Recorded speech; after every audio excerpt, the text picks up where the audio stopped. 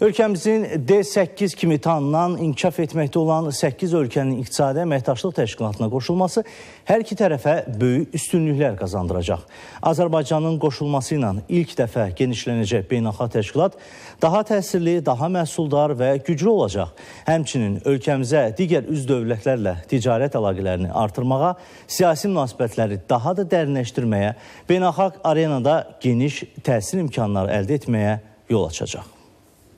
19 dekabr 2024-cü il tarixində ölkəmiz Misirin paytaxtı Qahirədə daha bir diplomatik uğura nail oldu. Azərbaycan İslam 8-liyi olaraq da tanınan, inkişaf etməkdə olan 8 ölkənin İqtisadi Əməkdaşlıq Təşkilatına yekdilliklə üzv qəbul olundu. Bu qərar D8 təşkilatının sıralarının ilk dəfə genişləndirilməsi kimi tarixə düşdü. İlk növbədə təşkilata üzvlük digər üzv ölkələrlə ticari əlaqələri genişləndirməyə, enerji, kənd təsərrüfatı, texnologiya kimi sahələrdə geniş imkanlar qazanmağa kömək edəcək. Ekspertlər deyir ki, bununla üzv ölkələrə ixracın şaxələndirilməsinə, o cümlədən xarici investisiyaların cəlbinə nail olmaq mümkündür. D8 təşkilatı həm ölkəmizin iqtisadi rifahının artırılmasına kömək olacaqdır.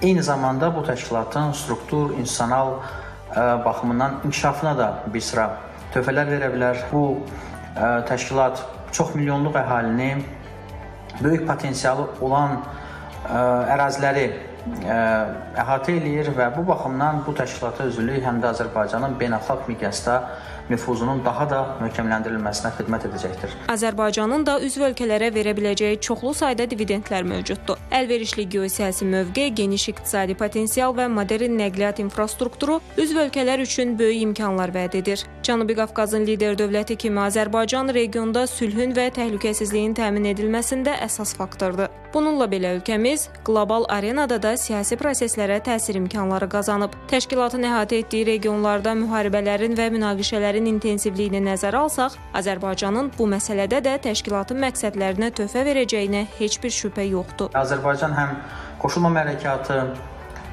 Türk Dövlətləri Təşkilatı, İslam Əməkdaşlıq Təşkilatı çərçivəsində çox fəal rol oynayır. Dünyada müxtəlif coğrafiyalar arasında körpülərin, bağlantıların, əlaqələrin möhkəmləndirilməsinə töhfə verir. Ərazi bütövlüyünü və suverenliyini təmin etmiş dövlət kimi bizim üçün qlobal miqyasda sülh və təhlükəsizlik, əmin-amanlıq, iqtisadi tərəfdaşlıq, qarşılıqlı faydaya əsaslanan bərabər hüquqlu münasibətlərin qurulması mühüm prioritetdir. Qeyd edək ki, İqtisadi Əməkdaşlıq Təşkilatı 1997-ci ildən bəri beynəlxalq iqtisadi əməkdaşlıq sahəsində vacib bir platformadır. Təşkilat üzv olan ölkələr 3 qitəni əhatə edir və ümumdaxili məhsulları 4 trilyon. Üzv ölkələrin ticarət dövriyyəsi isə 130 milyard ABŞ dollarından çoxdur. Əhalisinin sayı isə dünya müsəlmanlarının 60%-ni təşkil edir. Mələk İnqilablı, ATV Xəbər.